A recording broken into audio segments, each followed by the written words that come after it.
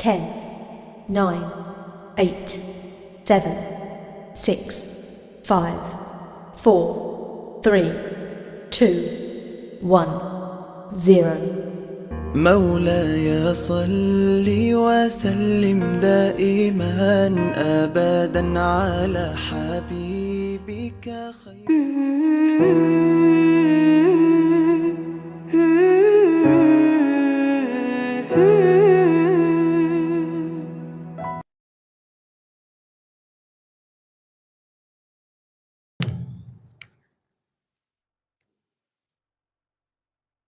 Bismillahirrahmanirrahim. Assalamualaikum warahmatullahi wabarakatuh. Al-Fatihah. A'udzu billahi minasyaitonir rajim. Bismillahirrahmanirrahim. Alhamdulillahi rabbil alamin, arrahmanir rahim, maliki yaumiddin. Iyyaka na'budu wa iyyaka nasta'in. Ihdinas siratal mustaqim. Siratal ladzina an'amta 'alaihim ghairil maghdubi 'alaihim waladdallin. Bismillahirrahmanirrahim. Alhamdulillahi rabbil alamin. Wal 'aqibatu lil muttaqin wa la 'udwana illa 'alal zalimin. Asyhadu an la ilaha illallah wahdahu la syarika lah. Wa asyhadu anna sayyidana wa nabiyyana Muhammadan 'abduhu wa rasuluh. Allahumma salli wa sallim wa barik ala sayyidina wa maulana Muhammad wa ala alihi wa ashabihi wa man ihtada bihadihi wastanna bisunnatihi ila yaumiddin. Subhanaka la ilma lana illa ma 'allamtana innaka antal alimul hakim. La hawla wa la quwwata illa billahil aliyyil azim. Allahumma salli wa sallim wa barik ala sayyidina wa maulana Muhammad wa ala alihi wa sahbihi ajma'in, amma ba'd. Ayyuhal mu'minun ittaqullah usikum wa nafsi bitaqwallah wa ta'atihi la'allakum tuflihun. Yang saya muliakan kepada seluruh tuan-tuan sidang jemaah, para tetamu Allah, semoga kita semua dalam rahmat dan kasih sayang Allah Subhanahu wa ta'ala. Alhamdulillah, pertama sekali syukur pada Allah Subhanahu wa ta'ala kita selesai menunaikan salat maghrib berjamaah dan kita dapat meneruskan ibadat kita pada malam ni dengan sama-sama kita berada dalam majlis ilmu yang penuh keberkatan dan penuh dengan limpahan rahmat yang dibawa oleh para malaikat Allah Subhanahu wa ta'ala ke dalam majlis ini. Moga-moga kita semua akan mendapat rahmat-rahmat tersebut yang dibawa oleh malaikat ini, dan mudah-mudahan dengan rahmat itu akan kita akan mendapat segala kebaikan.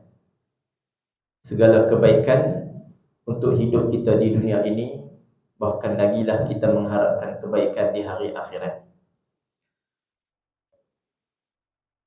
Baginda Rasulullah sallallahu alaihi wasallam menjanjikan orang yang duduk dalam majlis ilmu ni Allah akan anugerahkan 4 perkara yang besar.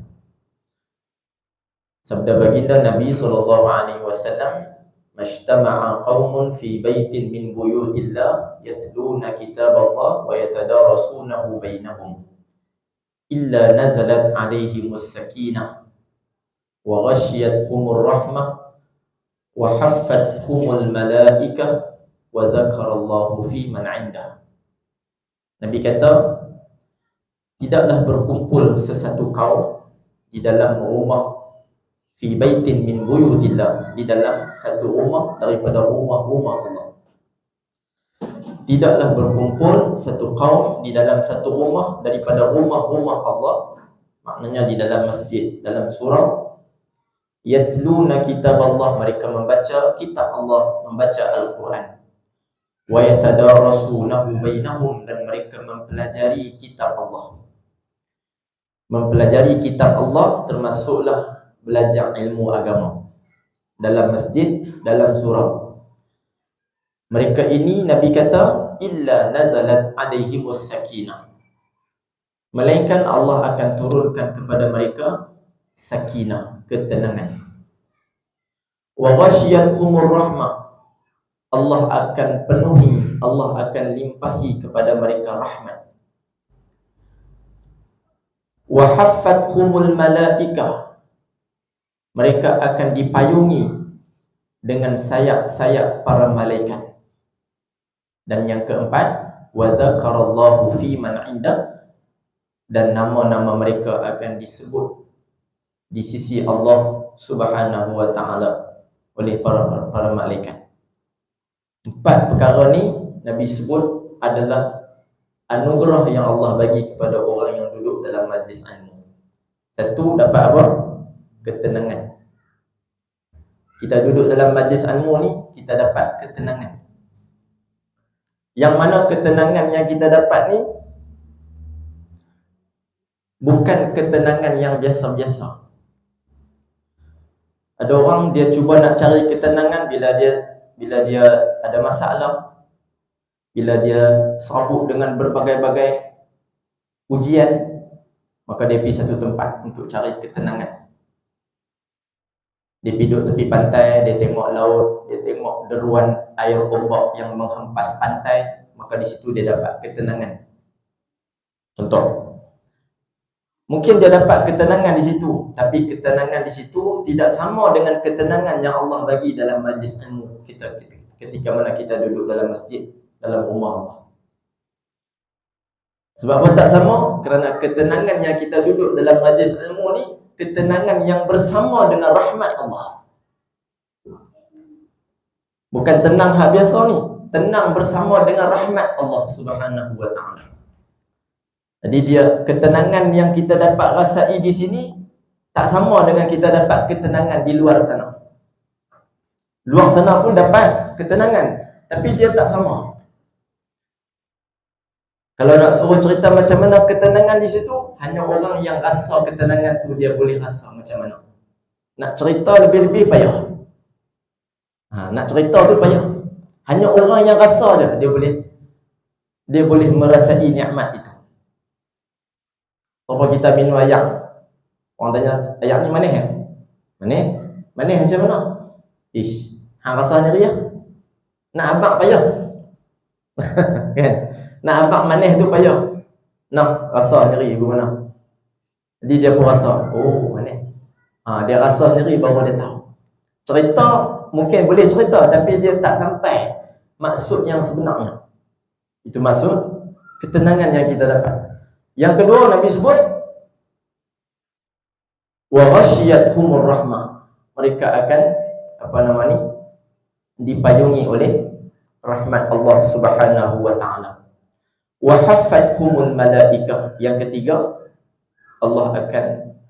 mereka akan dipayungi oleh sayap para malaikat Allah Subhanahu wa taala yang turut bersama-sama dengan orang-orang yang duduk dalam majlis ilmu. Dan nombor 4 Nabi sebut, wa dzakarallahu fi man 'indah, nama-nama mereka akan disebut oleh para malaikat di sisi Allah Ta'ala. Ni nama saya, nama tuan-tuan semua yang duduk dalam majlis ilmu ni, nama kita nanti ni malaikat akan sebut. Malaikat akan sebut kat siapa? Di sisi Allah. Habis majlis ni malaikat naik, malaikat akan sebut.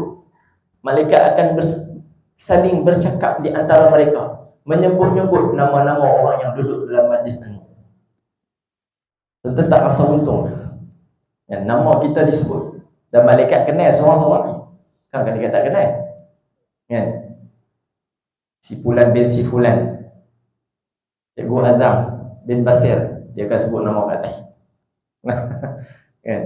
Jadi tentu untung ya, bila nama-nama kita disebut oleh para malaikat Allah Subhanahu wa ta'ala, maka disitulah punca-punca rahmat Allah kepada kita.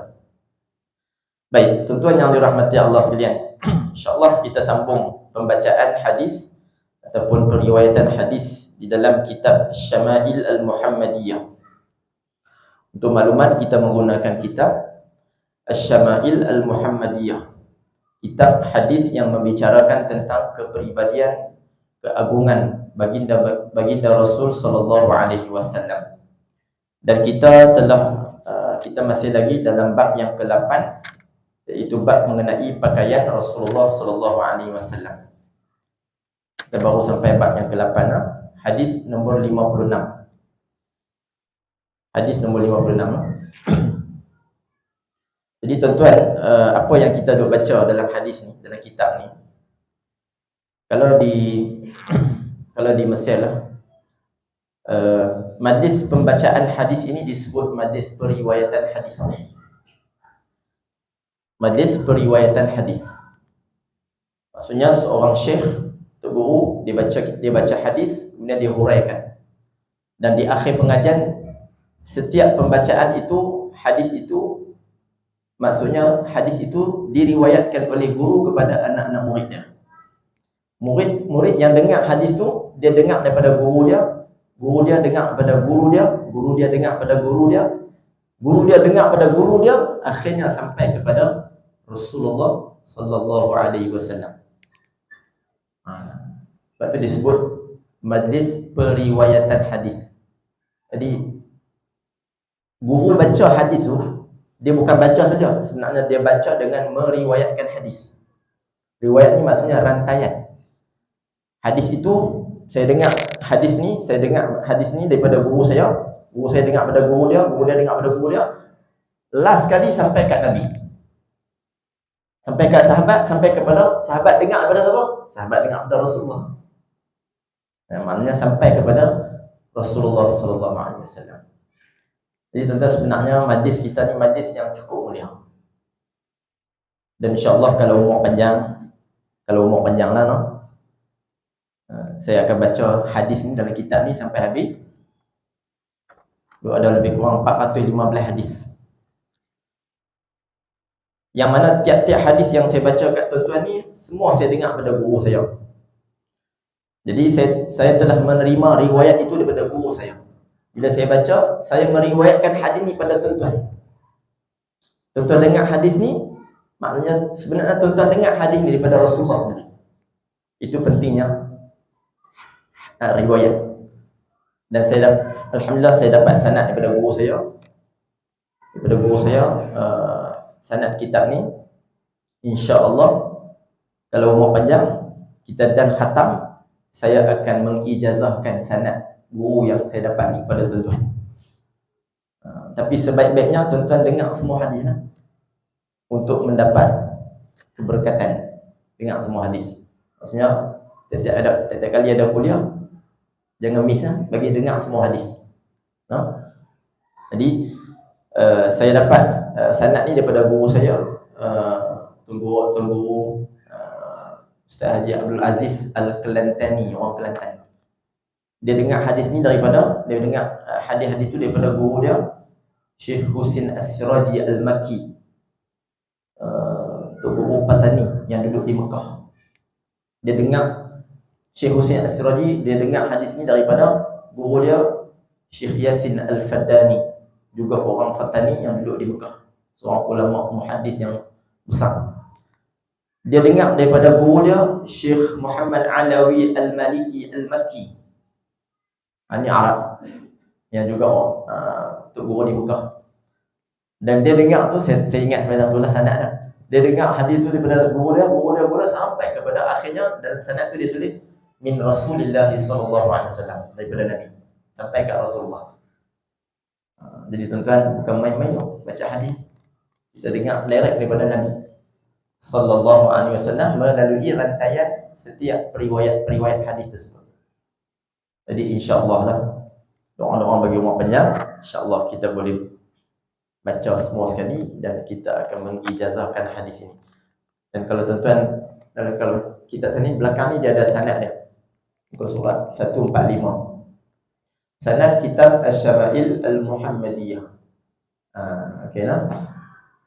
Yang ni daripada Syekh Muhammad Saleh bin Usman Al-Malayu Al-Makki, wa qala arwihi an Musnid Dunya Syekh Muhammad Yasin bin Muhammad Isa Al-Fadani. Makna tariq dia sama daripada Syekh Muhammad Yasin Al-Fadani juga. Cuma saya ambil pada guru lain. Yang ni daripada guru lain. Okey no tuan-tuan no. Saja cerita ni ya. Tu nak kata Pentingnya kita mengaji, belajar dengan ada sanad. Sanad ni dia menambah barakah dalam hadis yang kita dengar, yang kita pelajari, insya-Allah.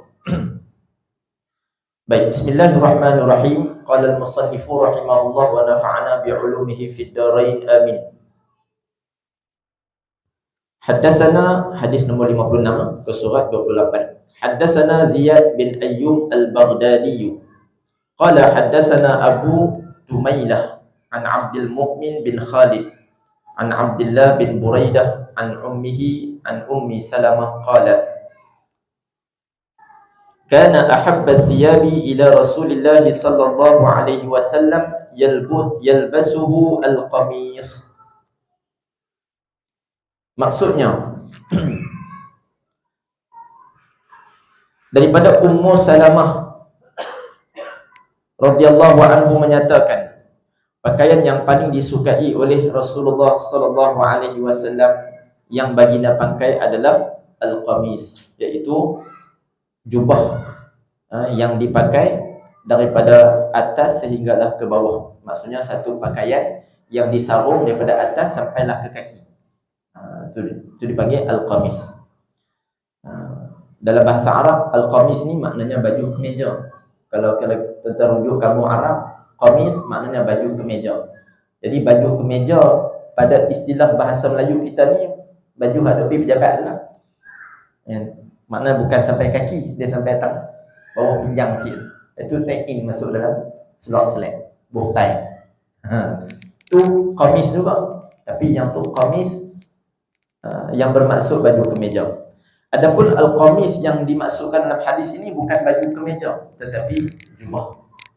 Jubah yang dipakai oleh Rasulullah sallallahu alaihi wasallam. Itulah pakaian yang paling disukai oleh baginda Nabi sallallahu alaihi wasallam.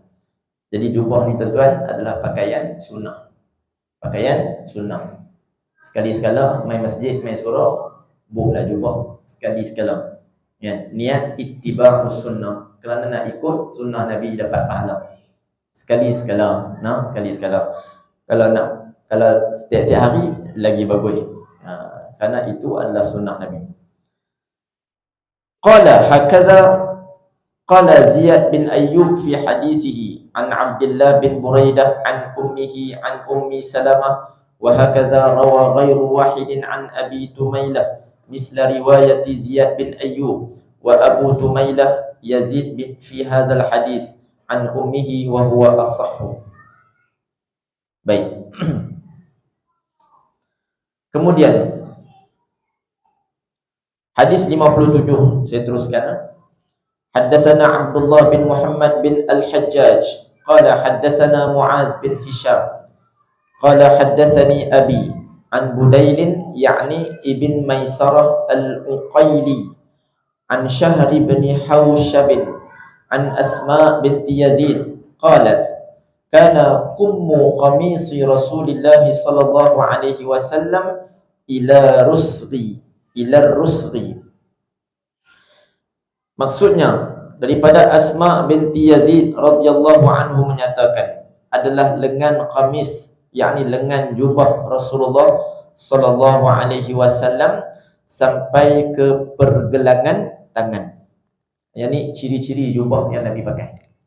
Jubah yang Nabi pakai ni dia punya lengan dia ataupun tangan dia ni sampai di pergelangan tangan. Maksudnya Nabi pakai jubah yang tangan panjang lah, sampai pergelangan tangan.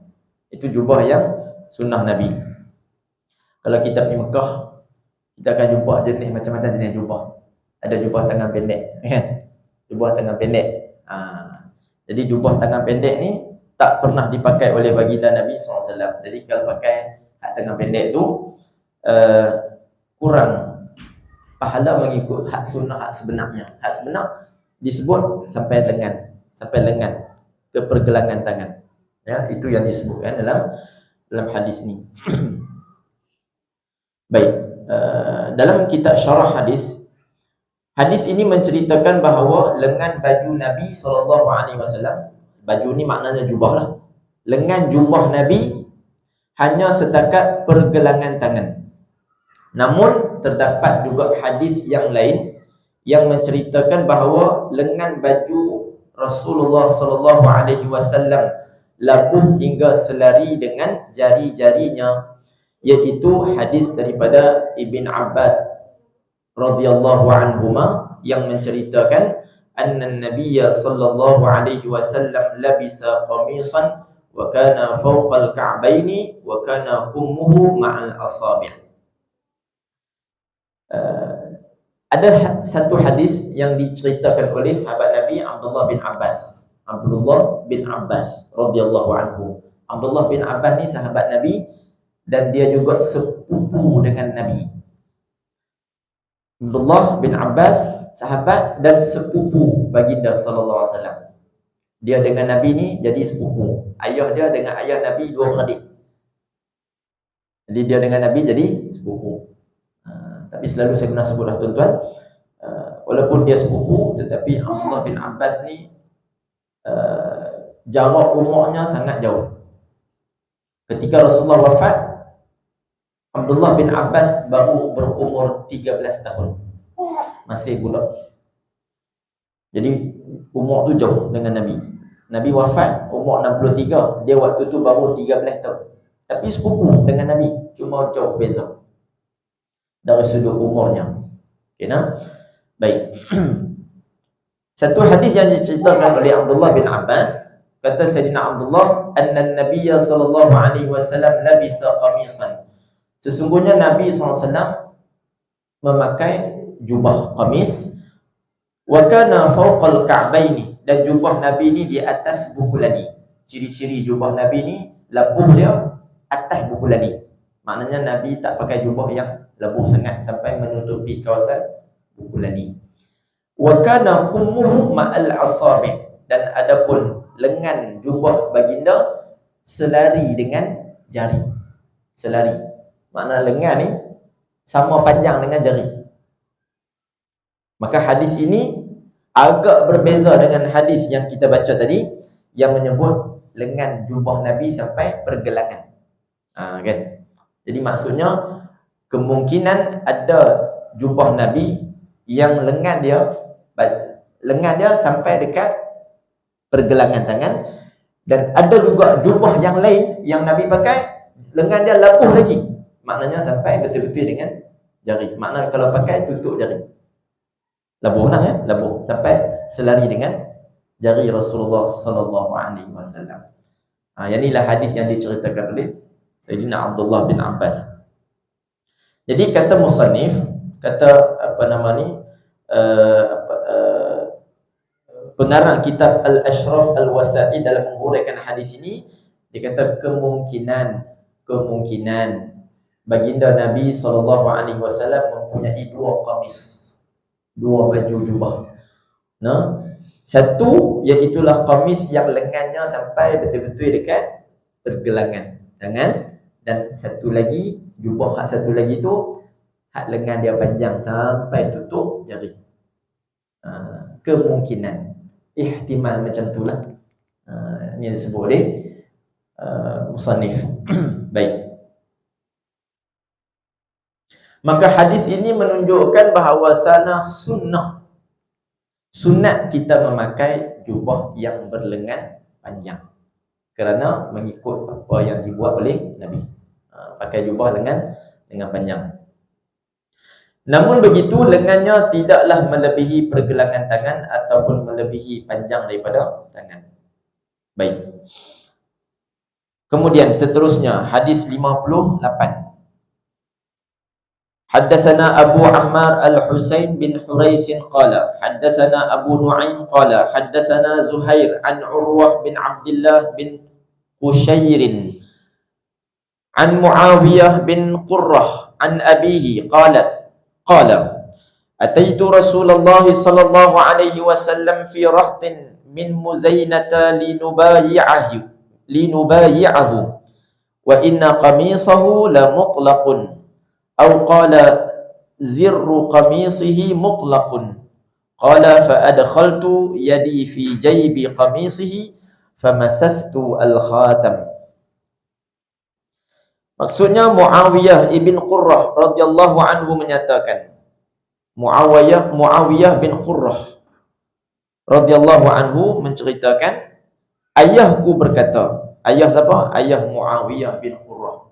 Dia kata, ayah aku pernah berkata, ataitu Rasulullah sallallahu alaihi wasallam fi rahtin min Muzainah linubayi'ahu. Aku pergi menghadap Rasulullah sallallahu alaihi wasallam bersama satu kumpulan daripada kabilah Muzainah.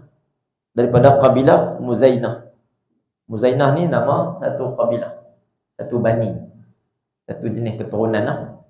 Masyarakat Arab ni mereka ada banyak suku bani ataupun keturunan.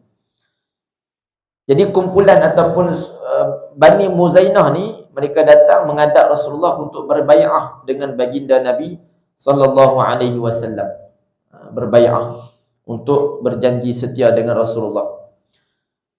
Kemudian kata ayah kepada Muawiyah ini, wa inna qamisahu la mutlaqun. Sesungguhnya kamis baginda terbuka. Baju jubah Nabi ni terbuka. Atau beliau yakni perawi berkata butangnya terbuka. Au qala zirru qamisihi lam mutlaqun. Kebetulan waktu dia pergi jumpa Nabi tu, butang jubah Nabi ni terbuka. Kemudian dia berkata lagi, fa adkhaltu yadi fi jaybi qamisihi. Lalu aku memasukkan tangan ke dalam saku qamis baginda dan aku menyentuh al-khatam, yakni khatamun nubuwah, tanda kenabian yang ada kat belakang. Kita baca tajuk lepas tentang bab khatam. Di belakang Nabi ni ada satu khatam ataupun disebut tanda kenabian yang Allah jadikan hanya untuk Rasulullah sahaja. Belakang ada tanda. Seumpama seperti daging yang agak timbul. Kita baca dulu sebesar telur burung puyuh kat belakang ni. Ada sahabat yang pernah melihat adanya tanda khatam itu di belakang Nabi. Jadi ayah kepada Muawiyah ni, bila dia pergi jumpa Nabi, kebetulan butang Nabi ni terbuka sedikit. Lalu dia kata, aku memasukkan tangan aku di dalam saku kamis baginda, di dalam jubah saku saku di sini maknanya kalau kita kata ni poket, maksudnya mungkin dengan sedikit terbuka butang Nabi ni, butang jubah Nabi ni. Lalu dia masukkan tangan dia ke dalam jubah Nabi untuk dia sentuh khatam nubuwah. Dia sentuh tanda yang ada belakang Nabi. Kan? Jadi sahabat nak merasai ataupun nak rasa sendiri khatamun nubuwah yang ada belakang Rasulullah sallallahu alaihi wasallam. Jadi tuan-tuan, perbuatan sahabat ni bukan kata dia ni tak hormat Nabi, tapi dia seorang yang nak memuliakan baginda Nabi sallallahu alaihi wasallam. Dan perbuatan sahabat ni yang boleh selup masuk dalam baju Nabi ni menunjukkan bahawa Rasulullah ni seorang yang sangat sporting. Nabi seorang yang sangat sporting. Nabi tak marah. Kan? Kalau kita, "Woi, apa duk selup-selup baju orang?" Kan? Kita marah orang duk main selup-selup belakang belakang kita. Tapi Nabi tak marah. Nah, akhlak Nabi no. Akhlak Nabi. Nabi tak marah kat sahabat. Kan? Masuk tangan, kemungkinan dia masuk melalui belakang sebab dah terbuka kancing ataupun butang, dia masuk, dia sentuh. Dia sentuh belakang khatamun nubuwah. Nabi tak marah. Ya, Nabi tak marah. Bahkan Nabi sporting. Ya, Nabi layan sahabat. Maksudnya Rasulullah ni macam orang biasa. Kan? Jadi bukanlah VVIP sampai duduk jauh sebatu nak cakap, tak boleh main dekat. Nabi tak macam tu. Kan? Nabi ni sangat senang melayan orang lain. Kan? Hatta orang Badui, Arab Badui, Arabiyun yang datang jumpa Nabi dalam keadaan bercakap kasar dengan Nabi pun Nabi tak marah kat Arabi ni ataupun Badui ni. Nabi layan. Nabi tahu ni jenis orang yang tak apa hati, orang main daripada ni cerok pedalaman mana. Jadi Nabi tahu. Nabi layan. Menunjukkan Rasulullah ni sporting ataupun Rasulullah senang, mudah berbicara, orang yang mudah didekati. Itu akhlak yang ditunjukkan oleh Nabi SAW.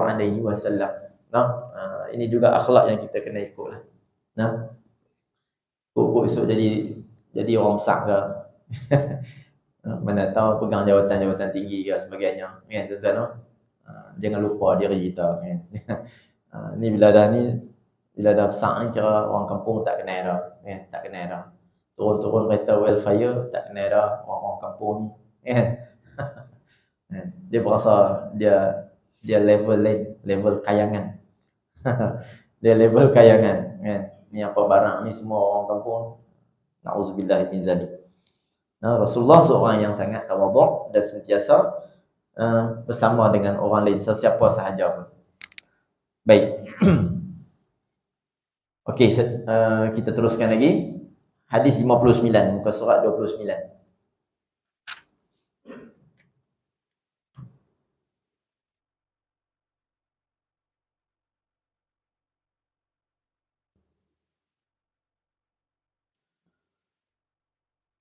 Baik.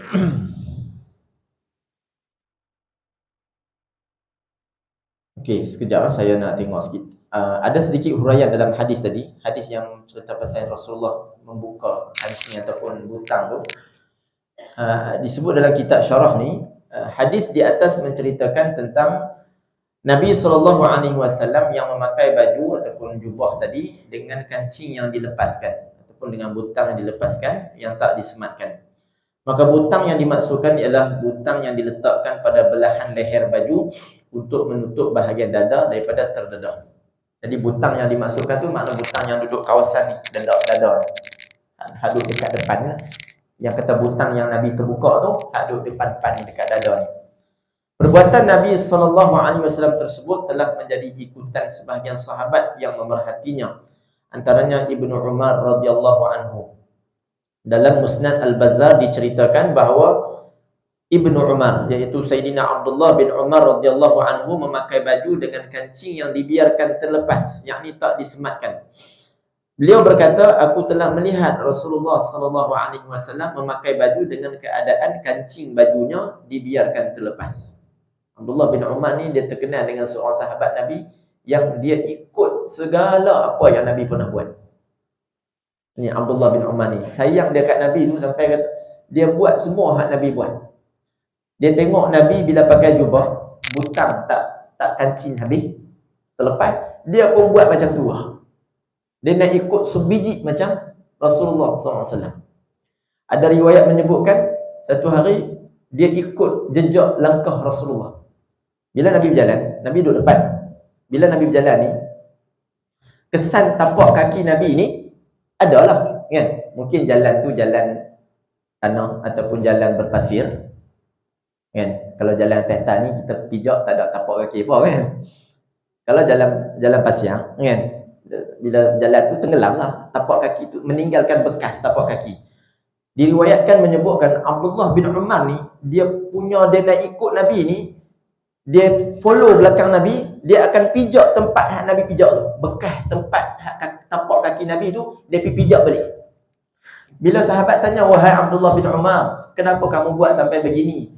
Dia kata, sesungguhnya aku nak mengikut perbuatan Rasulullah SAW dan moga-moga aku pijak tempat hak Nabi pijak ni, aku dapat keberkatan Rasulullah. Masya Allah. Mudah-mudahan dia kata, aku pergi pijak tempat hak Nabi pijak, bekas Nabi pijak ni, aku dapat berkat Nabi. Benda ni sahabat lain tak apa buat, tapi dia seorang buat. Sahabat lain ikut juga Nabi, tapi taklah sampai ke tahap pergi pijak balik tempat Nabi pijak tu. Tapi dia buat. Siapa dia tuan-tuan? Abdullah bin Umar, anak Sayyidina Umar Al-Khattab radhiyallahu anhu. Sebab tu dia terkenal dengan sahabat yang dia memang buat, dia suka ikut perbuatan Nabi ni apa sahaja yang Nabi buat, tanpa dia bertanya banyak. Nabi pakai tak tutup hutang habis, dia pun buat macam tu. Dia nak ikut macam mana kehidupan Rasulullah sampai teratur sekali. Tuan yang dirahmati Allah SWT. Okey. Baik. Muawiyah bin Qurrah yang menyampaikan hadis di atas turut mengamalkan sedemikian. Muawiyah bin Qurrah yang riwayat hadis ni, dia pun buat macam mana Abdullah bin Umar buat, macam mana tiru Nabi, sama. Bila pakai jubah, dia mesti dia buka butang. Dia buka 1-2 butang. Seperti Rasulullah buat. Maka Urwah, yakni perawi yang menerima hadis di atas daripada Muawiyah menceritakan, aku tidak pernah melihat Muawiyah dan juga anaknya melainkan dalam keadaan butang-butang baju mereka dilepaskan, yakni tanpa disemat, selamanya mereka tidak pernah memasang butang-butang baju mereka. Jadi kerana mereka ingin mengikut apa yang dibuat oleh Rasulullah sallallahu alaihi wasallam. Maka hadis ini menunjukkan keharusan memakai baju tanpa mengancingkannya, kerana Nabi sallallahu alaihi wasallam pernah melakukannya, namun disyaratkan jangan sampai terledah kepada aurat. Para ulama buat satu kesimpulan, harus kita pakai baju jubah dengan kita tak kancing berhabis. Kerana Rasulullah pernah buat begitu.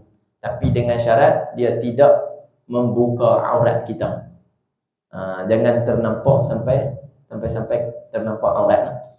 Ternampak aurat. Maksudnya kalau daripada atas, kalau kata rokok tu, orang depan nampak aurat kita. Kalau kita pakai kain bawah pada pusat dengan butang tak tutup habis, boleh nampak pusat daripada depan ketika rokok kan. Jadi terdedah aurat, batal sembahyang. Batal sembahyang no? Baik. Walaupun Nabi SAW memakai baju tanpa menyematkan, yakni membutangkan bajunya dengan lengkap di dalam hadis di atas, namun dalam hadis yang lain baginda pernah menyuruh seorang sahabat agar mengancingkan bajunya, yakni jangan dibiarkan terbuka. Seorang sahabat bernama Salamah bin Al-Aqwa radhiyallahu anhu menceritakan, aku pernah bertanya Rasulullah SAW, ya Rasulullah, aku ialah seorang lelaki pemburu. Bolehkah aku mengerjakan solat dengan memakai baju sahaja? Baginda menjawab, na'am, wazruhu walau bisyaukatin. Nabi kata boleh, tetapi butangkannya walaupun dengan menggunakan duri. Jadi sahabat ni, apa nama ni, Salamah bin Al-Aqwa, dia ni suka berburu binatang. Dia kata boleh tak aku sembahyang dengan memakai baju sahaja? Baginda menjawab, boleh, tapi butangkan walaupun dengan duri. Dia kata tak ada butang, ambil apa-apa benda tajam, cucuk, jangan bagi terbuka. Jadi maksudnya dalam hadis tadi, ada ketika Rasulullah SAW memang sengaja biar butang terbuka, dan ada waktu lain Rasulullah kancing bagi penuh. Bukan kata setiap masa Nabi ni pakai jubah, butang terbuka. Tak, bukan makna macam tu nah. Ada ketika Rasulullah tutup habis. Ada waktu sahabat tengok Rasulullah biar terbuka, ada 1-2 butang terbuka. Nah, jadi maknanya boleh untuk keharusan, tapi dengan syarat jangan membuka aurat. Kemudian seterusnya hadis 59.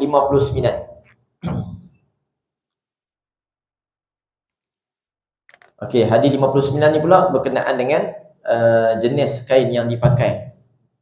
Jenis kain jubah yang dipakai oleh Rasulullah SAW. Haddatsana Abdu Humaidin qala haddatsana Muhammad bin Al-Fadli qala haddatsana Hammad bin Salamah an Habib bin Ash-Shahid an Al-Hasan an Anas bin Malik anna an-nabiyya sallallahu alaihi wasallam kharaja wa huwa yattaki'u ala Usamah bin Zaid alaihi saubun qitriyun qad tawashshaha bihi fa shalla bihim.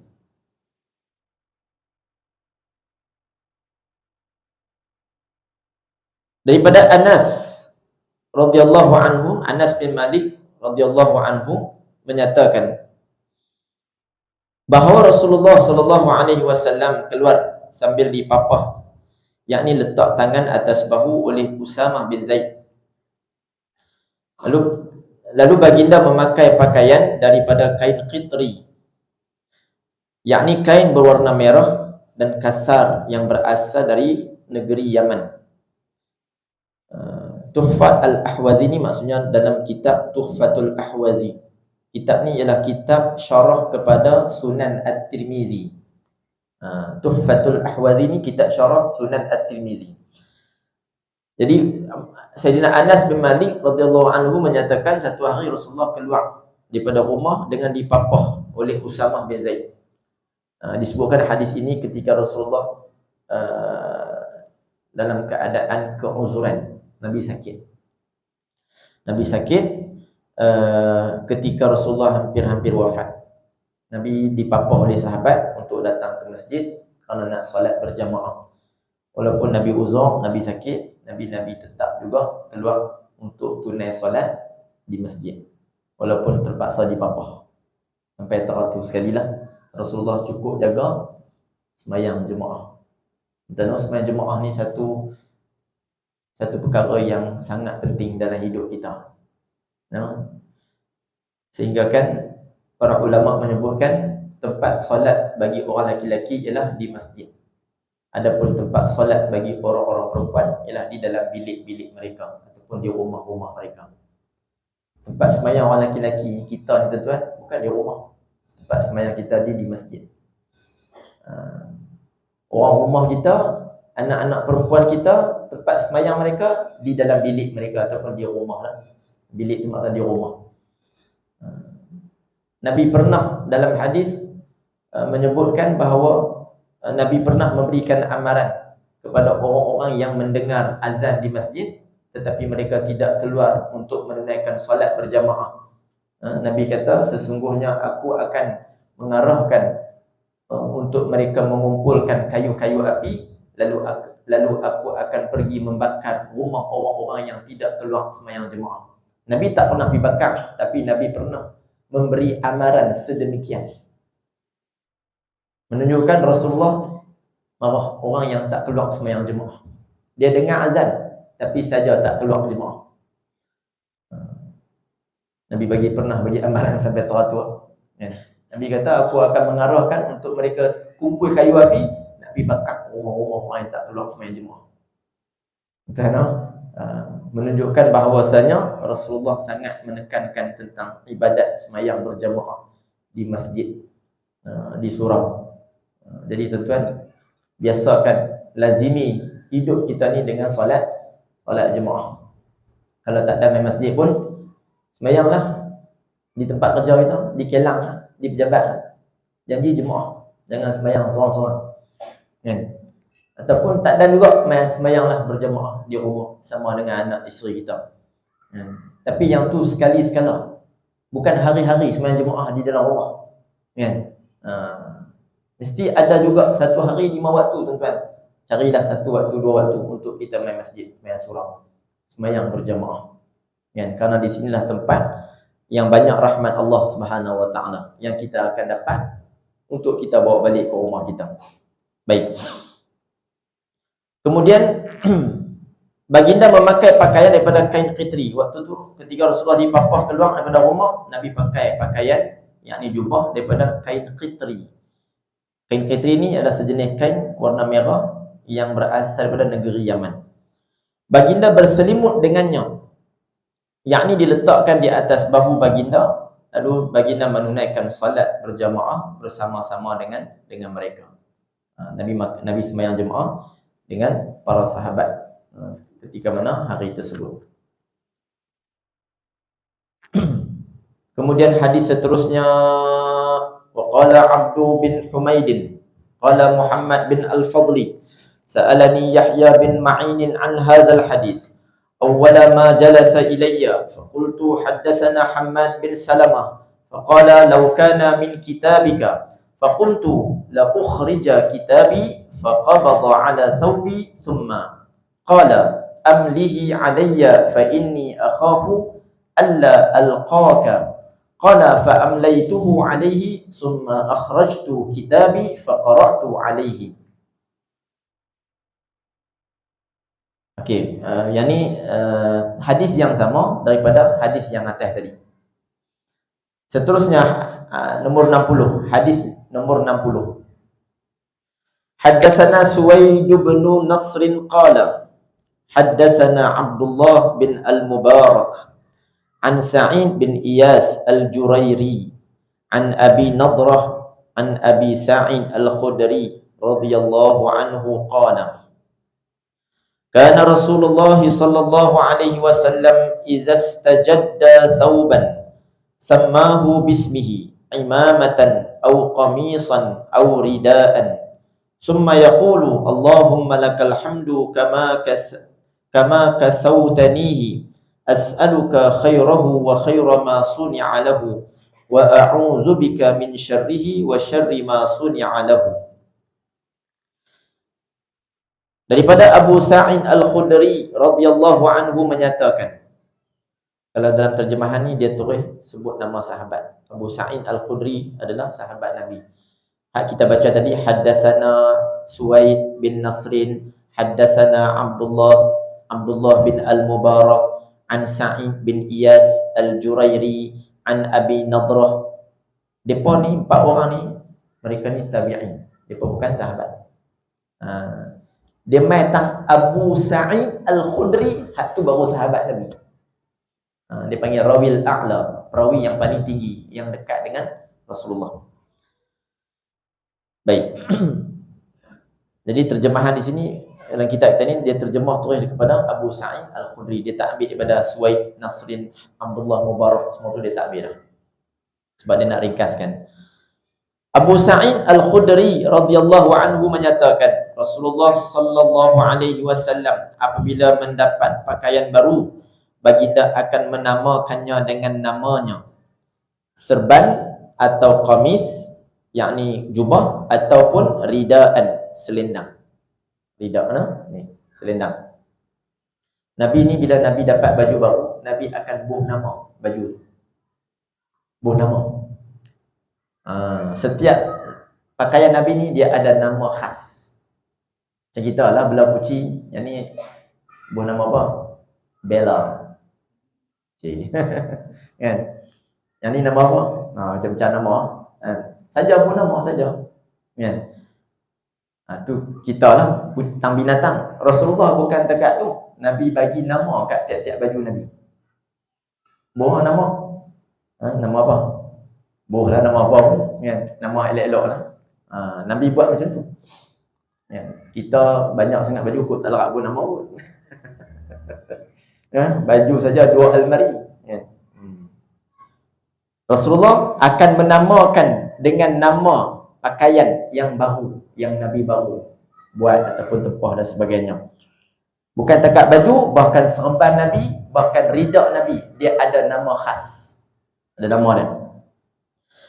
Kemudian baginda akan berdoa. Bila Nabi dapat satu pakaian baru, Nabi akan doa. Tuan-tuan, ni satu sunnah yang kita belajar malam ni, dan mudah-mudahan kita pakat-pakat buat. Pergi supermarket, beli baju baru, sebelum nak pakai baju baru tu, baca doa ni. Doa yang Nabi baca ni. Doa dia macam mana? Doa yang berbunyi, Allahumma lakal hamdu. Allahumma lakal hamdu kama kasawtanihi as'aluka khairahu wa khaira ma suni'a lahu wa a'udzu bika min syarrihi wa syarri ma suni'a lahu. Ni doa beli baju baru ataupun tempah baju baru. Doa ni Nabi baca tuan, Nabi amalkan, dan mudah-mudahan kita pun boleh sama-sama kita amalkan. Lagi sekali saya ulang, Allahumma lakal hamdu kama kasawtanihi. Allahumma lakal hamdu kama kasawtanihi. As'aluka khairahu wa khaira ma suni'a lahu. Wa a'udzu bika min syarrihi wa syarri ma suni'a lahu. Maksud dia apa? Allahumma lakal hamdu, ya Allah, bagimu sahajalah puji-pujian. Dapat pakaian baru ni satu nikmat. Jadi kita puji Allah. Allah yang beri nikmat pakaian pada kita.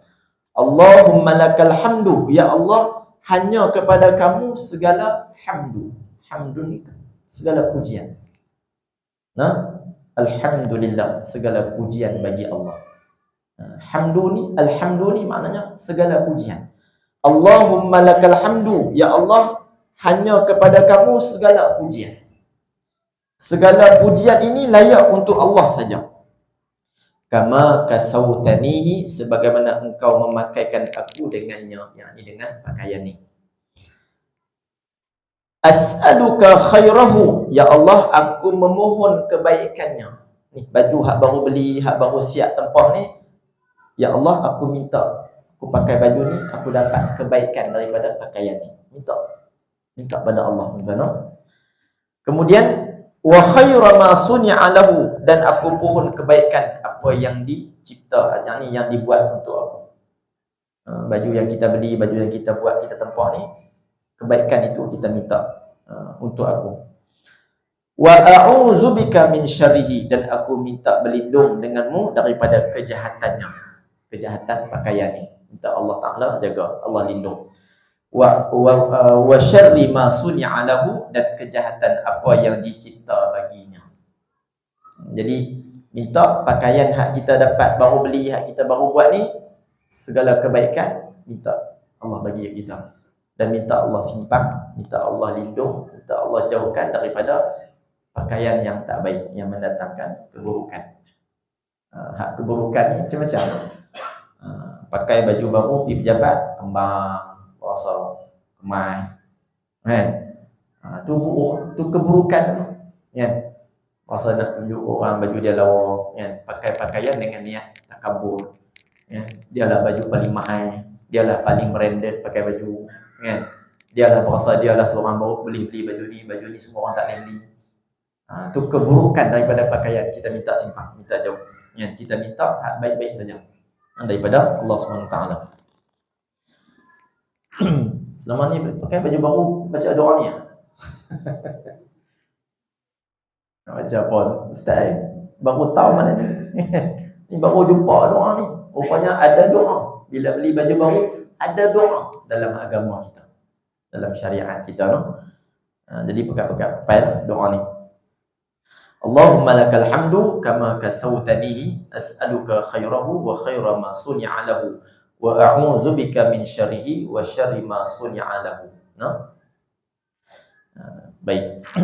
Kita bukan kata baju baru, pakai pakaian pun kadang lupa baca doa.